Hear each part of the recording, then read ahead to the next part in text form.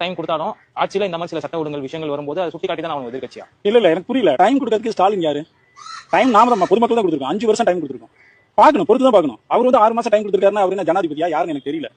பொதுமக்கள் கொஞ்ச நாள் பொறுத்து பார்த்தோம்னா தான் தெரியும் அவர் என்ன பண்றாரு, எப்படி பண்றாருன்னு. அதே மாதிரி ஒரு குழந்தை பிறந்து 1 மாசம் தான் ஆகுது. அவரு ஆட்சிக்கு வந்து இப்போ 1 மாசம் தான் ஆகுது. அதுக்குள்ளார ஒருத்தர் என்னடான்னா அந்த குழந்தை சாகசம் பண்ணலைங்கிறான், ஒருத்தன் ரன்னிங் ரேஸ் போய் கோல்டு மெடல் வாங்கலைங்கிறான், ஒவ்வொருத்தன் அதை பண்ணல இதை பண்ணலைங்கிறான். அது எப்படி?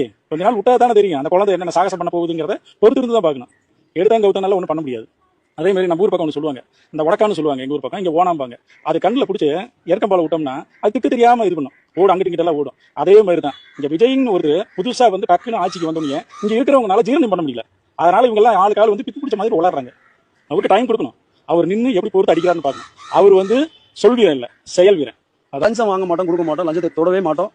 உயரதிகாரிகள் மினிஸ்டர் வரைக்கும் ஸ்ட்ரிக்டான உத்தரவு போட்டிருக்காங்கன்ற வரைக்கும் எந்த மினிஸ்டரும் எந்த சிஎம்மும் சொல்லாத ஒரு ஸ்டாண்டர்டான முடிவு. இது வரைக்கும் எத்தனையோ முதலமைச்சர் வந்து நம்ம வரலாறோட படிச்சதில்லை. இது ஒரு முதலமைச்சர் வந்தாரு, லஞ்சம் வாங்கவே மாட்டோம், கொடுக்க விட மாட்டோம் அப்படின்னு இவ்வளவு ஸ்ட்ராங்கா சொல்லி நான் சின்ன சின்ன கேள்விப்பட்டதில்ல.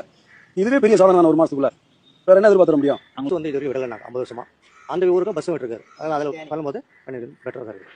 அதுக்கப்புறம் இப்போ டெண்டர் விட்டு எல்லா பில்டிங்கில் கன்ஸ்ட்ரக்ஷன் பண்ணுறாங்களே, அந்த டெண்டர் விட்டு எடுக்கிறது எல்லாத்துலையும் இப்போ கமிஷன் பேசிஸ் இருந்துச்சு. அனந்தை மகள் பண்ணும்போது ஒரு ஸ்கொயர் ஃபீட்டுக்கு 25 ரூபாய் இருந்தாங்க. திமுக வந்து ஒரு ஸ்கொயர் ஃபீட்டுக்கு 27 ரூபாய் இருந்தாங்க. இவர் அந்த இதெல்லாம் எதுவுமே வேண்டாம், டேரெக்டாக மக்களோட இது வந்து டேரெக்டாக பண்ணுற சொல்லிட்டு போக்கில் கொடுத்தாரு. இப்போ ரிஜிஸ்டர் ஆஃபீஸில் அதையும் ஒன்று எடுத்துருக்காங்க. யாரெல்லாம் கமிஷன் பேசிஸ் வாங்குறாங்க அதையும் பார்த்துருக்காரு. இப்போ ஆன்லைன் பேசிஸில் எடுத்துருக்காரு. அதையும் பெட்டராக தான் இருக்குது. வணக்கம், நான் உங்கள் அருணாச்சலம்.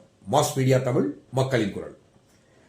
மக்களுடைய எண்ண அலைகளை கடந்த வீடியோல பார்த்துருப்பீங்க. இதுதான் மக்களுடைய மனநிலை. யார் என்ன சொன்னாலும் மக்கள் ஏற்பதற்கு தயாரா இல்லை.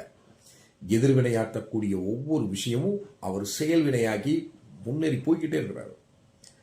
இந்த 1 மாதத்துல அவங்களுடைய ஆட்சி காலம் சிறப்பா இருந்திருக்கு. என்னென்ன செய்திருக்காங்க அப்படின்றத மக்கள் சொல்லிட்டாங்க. மந்திரிகளோ முதலமைச்சரும் சொல்லல. வேற என்ன வேணும்? இப்போ மக்கள்கிட்ட சென்றடைந்தாச்சு. இதை நிலைப்படுத்த வேண்டிய வேலையை செய்யணும். அது சாமானியமான விஷயம் அல்ல. மிகப்பெரிய ஜாம்பவான்கள்லாம் அதுல தோல்வி அடைஞ்சிருக்காங்க. அந்த சவால் நிச்சயமாக சோசம் விஜய் அவர்களுக்கு இருக்குது.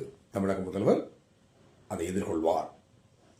பார்க்கலாம் அடுத்தடுத்த காலகட்டம் நகர்வு எப்படி இருக்குன்னு. நன்றி.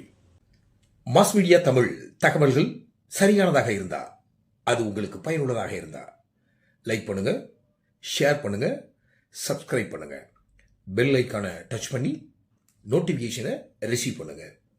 குறிப்பாக உங்களுடைய கருத்துக்களை கமெண்ட் பாக்ஸில் பதிவு பண்ணுங்க.